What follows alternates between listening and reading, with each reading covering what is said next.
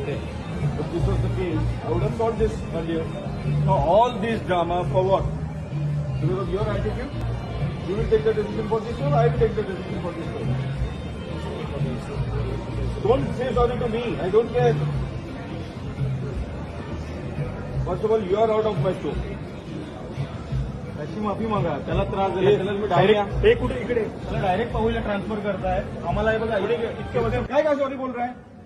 Explanation दे उसको, justification दे sorry का. आपको जो मैंने बोला उसके लिए रियली सॉरी. ठीक है, मेरे से गलती हो गई है, उसके लिए मुझे माफ करो. आगे से भी ऐसा आपसे नहीं होना चाहिए. There is no such cases. होता ही नहीं है टाटा के अंदर ये. एवढं टाटाची चांगली रेप्युटेड कंपनी आहे, त्याचं नाव खराब करू नका.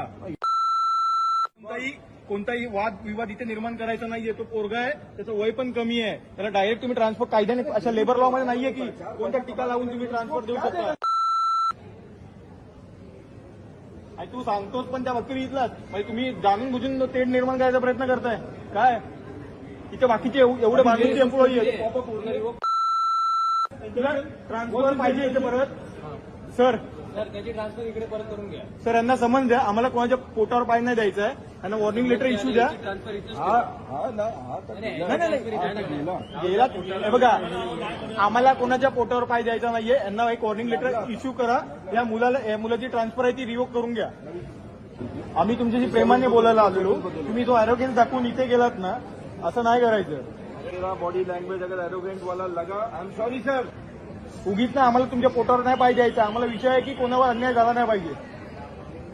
हिंदू मुस्लिमचा वाद निर्माण करू नका आणि वातावरण बिघडू नका.